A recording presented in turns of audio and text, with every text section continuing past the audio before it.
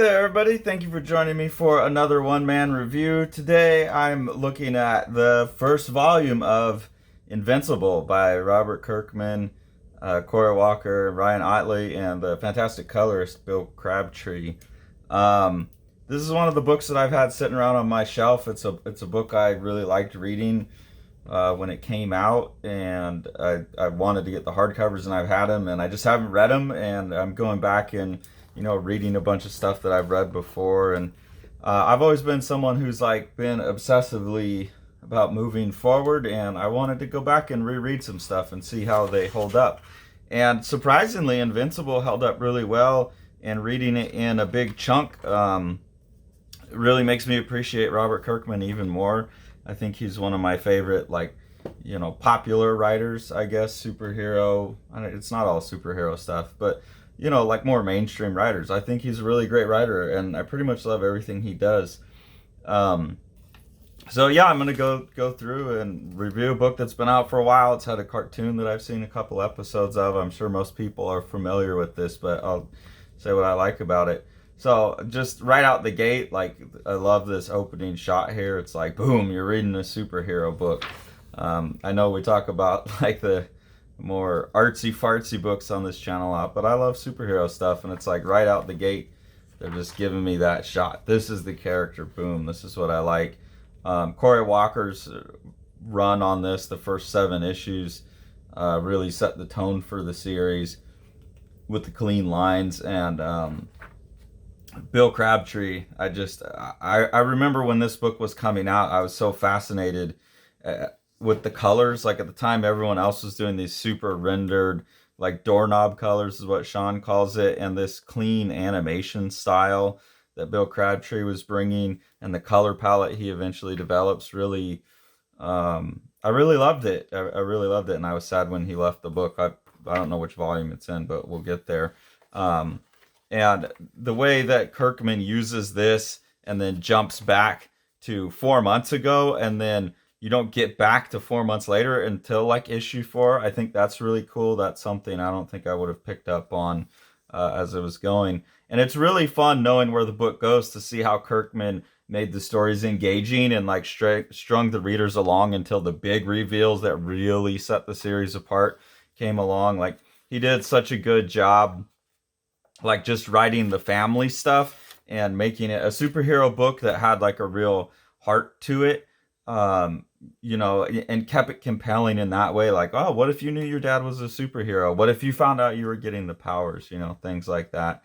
Going back and look at it now, I think some of the Corey Walker faces are strange. Like I thought of him as being more simplified than that. Even though it is really simplified, there's these odd little extra bits on his faces and some of the way he does his noses. So that was fun to see. Because I think he's like cleaned up a lot even since then. In issue 2, when Nolan is explaining to Mark like where his first story of like where he came from, I thought it was interesting that they're talking about shortly after we developed this perfect society, we formed a world betterment committee, and they're going to go out and show all the other planets of the universe how to be better.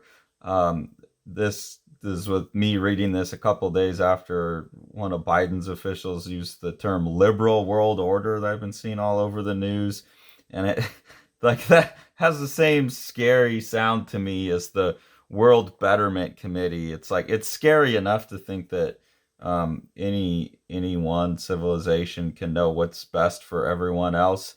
Like this is scary enough to me that like when the reveal of what's actually going on comes out, I don't know, it doesn't sound much better to me. So that really stuck out given what's been in the news. And I also like watching, knowing where this series has gone, having read it all. It's fun to go back and read it, and this is going to incentivize me going and rereading a lot of other things. I think it's fun to watch how Kirkman's like seeding later storylines. Like right here, he's talking about, oh, Mark's telling Eve, oh, like, teammates going crazy and becoming the next big villain. And she says, oh, that only happens in comic books. And not only does that set up his dad going crazy and becoming the big villain, but it sets up Robot becoming a villain later on, and, other teammates becoming a villain. Um, this right here, I think was both smart. Like you'd be surprised how rarely people ever look up, but also interesting from a time. This is coming out 2001, 2002, something like this, and this character is staring down at a note. And I thought, well, if you did that today, they'd be staring at a smartphone. So it's funny, like, people had cell phones and were texting back then, but it's funny to see that behavior even pre-smartphone when we're all buried in our phones all of the time. I had to notice the Bill and Ted call out with Bill there with his wild stallions. That was funny. So just, I don't know, I'm just really enjoying this book. I'm always, one of the reasons I kind of obsessively go forward is I'm always worried that things aren't going to hold up to my memories. And this I like it even better than my memory. Here's another one where Nolan has been captured to another dimension, and she's saying, "Oh, when your dad goes to another dimension, that's always like the worst. That's when I'm most scared." And that sets up a future storyline where Mark gets trapped in another dimension for a long time. And then I really like that we come back to reusing the beginning. So now we're like 4 months later, but it's taken 4 issues. And this shows that Kirkman's willing to set things up and pay them off and then actually have the exact, like just using the same artwork over again and setting things up over long term. And I think that's what makes him such a successful storyteller. He seems to have these big plans. I don't know how much he's willing to also just like look at what's there and use it to formulate later stories. But that kind of, he really knows how to ebb and flow over a long time. And that's even more impressive when you know where a story has gone and you can see him setting that up ahead of time. So that's really cool. I think it shows a very sophisticated structural writer. He thinks very structurally. Just from an art standpoint, I really like Cory Walker's a great designer, and you can see here like allowing the black, solid black of the suit against the stars. Just a really cool visual that he uses. In this issue, it's pretty funny. Mark's friend William is going around there visiting campus. I think this is another good indication of how good of a writer Kirkman is that he'll have these other things in the book that feel, they don't necessarily drive the plot forward, but they drive character forward. He's very big on character, and I think that sets his books out apart. And so they're visiting a college, and everyone there is like trying to abbreviate William into Bill or Will or something like that. And there's this big speech that feels really natural about like how frustrating it must be to have people trying to compress your name down when you want to use your full name. And I have to wonder if that's not like a spiel that Kirkman has gone on, since he doesn't go by Rob Kirkman or Bobby Kirkman or something like that. It's always Robert Kirkman. I feel like that's him talking, and that's like writing what you know and stuffing it into something else, I think really helps him. And the issue where he introduces the Guardians of the Globe, not the Guardians of the Galaxy, I almost said that. It's cool because he has a bunch of different artists, including Eric Larson doing some inking, introduce each character. And I like that he's like really selling you on each character, really like this is the first issue of their book. Dave Johnson doing some awesome art there. Cliff Rathburn, who inks the series later on. So it's cool. It really sells it. And, you get this big introduction only to immediately have like the JLA get killed. And, this is where the book, I think, really caught everyone's attention and took a turn as like, oh, crap, his dad, Omni-Man, is actually going to be a big bad guy. And there's going to be a confrontation there. Having seen a couple episodes of the cartoon, I was actually surprised to go back and read this and see how quick this scene went and how not disgusting it was, because my memory is that this was so brutal and disgusting like it is in the cartoon. I tried to have Tori watch the cartoon just because I wanted to see how she would react to these big reveals, and she was so disgusted by the noises and the brutality of this scene in the cartoon. It was really, really kind of surprising to see that it's just one page in here and then some blood. And you get a sense for like, okay, how bloody this book is going to be, which was always a fun part of it.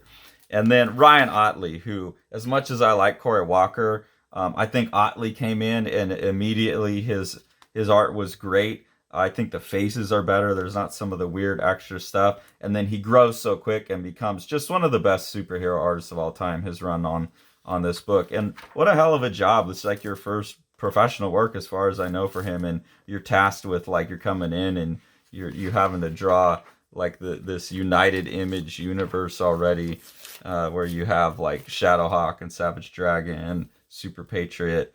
I kind of miss that. I remember, I was an Image kid, and I remember being super excited when I realized, like, hey, Savage Dragon and Shadowhawk and Pit and Wildcats and like they were always showing up in each other's books, and I thought that was so fun because it wasn't quite in the Marvel way. It was like everyone owned these characters and it was theirs, but they were willing to play with each other's toys too. And I think that's another thing that's made Kirkman so successful is he was obviously same as me, like an Image kid. He talks about that all the time, and he only ever wanted to be part of Image and own his own books. And the fact that he has so much reverence for that, but has like made it a little bit more sophisticated, all the fun action, but some better writing. I like that he pays homage to that. To no pun intended with Homage Studios.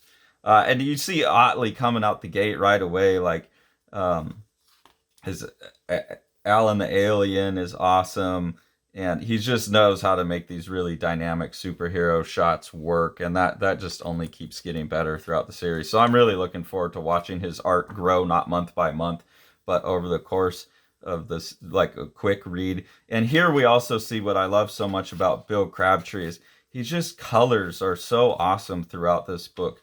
I remember him being like one of the first people I was really aware of as a colorist. I even remember like reading interviews with him and him talking about being influenced by Chris Ware on his colors, and I thought that was so cool that he was like bringing those kind of simple colors and not naturalistic colors and really just animation cuts like a light and a dark. I was just really in love with that at the time, and that still influences how I like colors. I like those flatter colors like that. But I think he was the first guy that I saw doing that with computers or was aware of. Here, Kirkman's poking fun at himself and the people in the series for reusing panels and images. But like I said, he's actually made it smart by reusing whole pages and getting back to a sequence. Here you start to see Otley and his ability to draw awesome aliens and monsters, which again he only gets better at. And again, I think Crabtree, someone who was using these pinks and purples and stuff, was a big part of the look that he had that made the series so cool. And then then I think the thing that really made this book stick, and I think we should all be so glad, because the first 4 issues are pretty obviously set up to be like 4 issues in and out done story that implies more. But if the sales weren't good, and apparently the sales have been flagging a little bit, so I'm so glad that we got to where we're at here with the full reveal, with Mark learning that his dad was the bad guy and that confrontation, and Otley starting to have fun drawing the gore and the blood.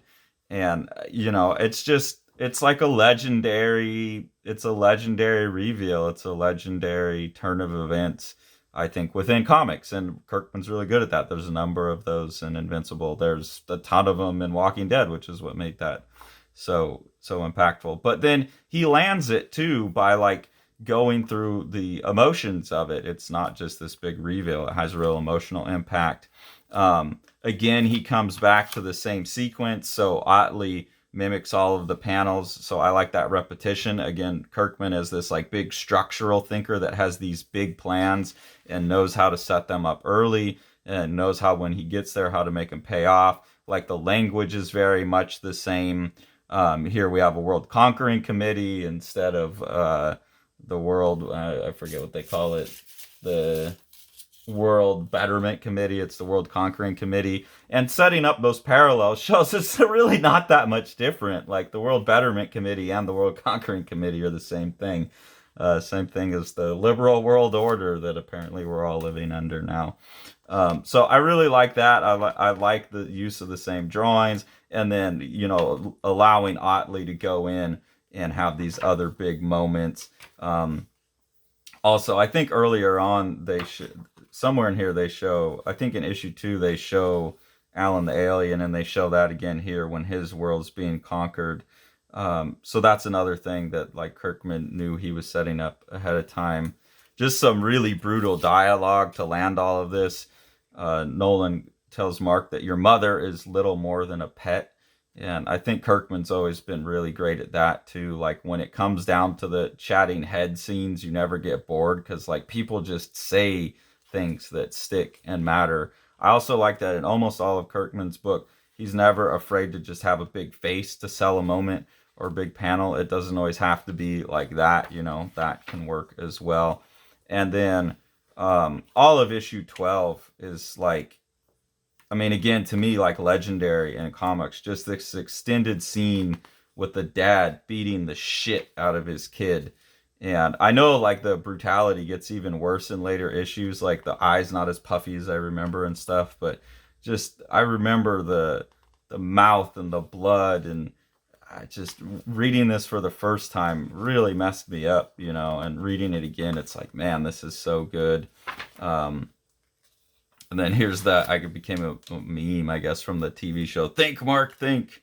But just the brutality of this scene and where he's like, what are you gonna have 500 years from now? And Mark wins by saying, you, Dad, I'd still have you. If you weren't doing this, we could still be family. Like Mom could die, all our lovers could die, but I'd still have you. And he wins in that moment. And like that's a hell of a cool end to a fight scene too. And like just then Nolan leaving and leaving Mark just there. I mean, it's like heartbreaking stuff to have in a superhero comic, and you see him flying off crying, and it's just so good. It's just such a good book. You gotta love it. You gotta admire it. So I'm really glad I went back. And then also the way that the story has gone from like him beating up a robber to like by the end of issue 13, Alan is explaining this cosmos like universe sized story that's in place now with like this coalition of planets versus the Viltrumite Empire. And like Mark's world has gone from beating up the robber to that, and then it's like, well, what are you gonna do? And it goes from being so big back to being so small. It's like, well, I guess I have to finish high school. And Kirkman plays that balance really well throughout the series, and then grows into the bigness of it all. And then, as always with these kind of books, you get a lot of sketches in the back. We're all of us creators are obsessed about seeing how other people do things. So that's really fun. I always enjoy seeing that. And then I think most interesting maybe for younger artists is, and I think it's cool that they put this in here, because Kirkman obviously cares about creator-owned books and image as a concept in general, people doing their own things. They show the pitch that they sent to Image and what it looked like and how it went. And I think that's really cool. It's like one thing to show kids how, like showing my students, well, what does a script look like? How do people actually do that? How, you don't just jump right to the finished page. You do character sketches, you do thumbnails, you level up your pages. Like that's all cool. But then to also kind of give out like look, this is how you pitch a book. This is how once you've got the thing done, you got to do something with it. And so this is pretty cool as well. I think I also have a special place in my heart for a lot of what Kirkman's done and a lot of the artists he's worked with, because when I was a younger artist, more intent on making a career out of comics before I decided I didn't want to do that, there was a message board that we were all on, giving each other critiques and, all hoping to get jobs, that was called Pencil Jack. And Robert Kirkman basically sourced most of his talent from Pencil Jack. I remember a lot of these guys being on there. I think Ryan Otley's talked about that. And there was a group of guys. Kirkman had a book called Battle Pope. He was running his own company called Funkatron. And Tony Moore, who he started The Walking Dead with, and they had this book called Battle Pope. And through that company, a lot of the other guys, myself included, from that board had put out some work in a book called Ink Punks. So Kirkman actually published my very first published comic work in one of his books. And then in some of the Battle Pope stuff, there was some backup stories. So I got to work with a writer. I knew him as Chemo Temperance, but the world at large knows him as Bruce Brown, who wrote um, the Brit for Robert Kirkman. He did some writing for Robert Kirkman, but I got to do a couple stories with him that got published in this Inkpunks and in the back of the Battle Pope, and just a lot of guys like E.J. Sue, who did Tech Tech Jacket with Robert Kirkman before Invincible came out. Uh, there's just a lot of guys. Travel Foreman, who's gone on to do a bunch of books. He was a really good friend of mine at the time. One of the two things that got published, the one that got published in the back of a Battle Popes, he laid out, and I did the inks on. So it's just been really fun to watch, like all of that kind of. It was like a community that I was involved in when I was 19 or something like that, and it's been fun to watch them go on and be big and successful. Right before I quit doing comics, myself and EJ Sue got to go to Comic Con. That was the last time I went to Comic Con. About to go to Comic Con again, because Strange Death has been nominated. Maybe that's what I'm feeling like looking at Invincible now. I'm like linking the last time I was there to this time. But EJ and I got to sit at Kirkman's Funkatron table, and I'm not going to claim I ever worked with or met Kirkman, but I remember sitting there at his table with EJ, and we were doing sketches, and he had some guy talking to him about Battle Pope, and he was trying to. It sounded like he was trying to convince Robert Kirkman that Robert Kirkman had accurate theology in Battle Pope, and Kirkman was trying to explain to him that no, it was indeed just a joke book, and the guy wouldn't back down, and he was going on about how accurate Kirkman's theology was, I think is what he was saying. That's what I took away from it. But anyways, it looked like a really awkward, strained interaction, and that was actually one of the moments that made me say, I don't want to do this for a living. Like, I don't want to draw superhero books. I don't want to go to cons every semester. So it's weird. I'm going back to con for the first time since then. In a couple of weeks here. I don't know if this video will come out by that time, but it's fun. It's fun to go back and look at this. It's fun to have seen all those guys go on to be so successful, and it's fun now later in my career to wrap back around and have some success of my own after going and being a painter for many years. So it's been a lot of fun looking at this.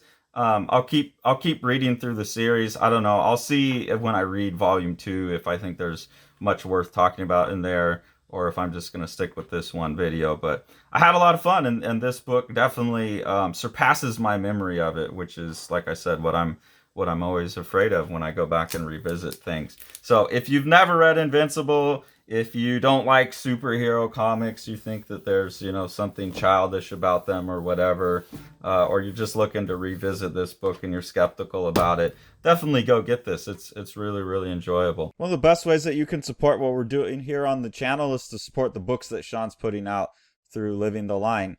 The first book that he put out is The Strange Death of Alex Raymond. It's a collaboration between Dave Sim and myself. The book was recently nominated for an Eisner Award in the Best Reality-Based category. It's a deep dive into the artwork and methods of Alex Raymond and the mystery surrounding his death in a car crash. So if you haven't grabbed that already, please do. There's also Yokoyama Yuichi's Plaza, which is a totally intense manga by an artist who has somehow figured out how to distill manga down to its purest essence. This book was successfully funded on Kickstarter, but if you missed the Kickstarter, you can order it through any comic store, any bookstore, Amazon, any place that you would normally get your graphic novels from. The Abolition of Man is a 5-issue mini-series done by myself and Sean in collaboration with the Midjourney AI. What you're seeing here is the cover to issue 1 and the first couple pages of issue 1. This first issue, we fed it an essay by C.S. Lewis, and this is just the imagery that the computer spat back at us. Issues 2 and 3 are a narrative, starting with the story that I wrote when I was 21, and then Sean's going to write issue 3, picking up where I left off. In this one, I'm kind of trying to force the AI to give me the images I want, and then doing some tweaking in Photoshop to get these kind of colored looks on it.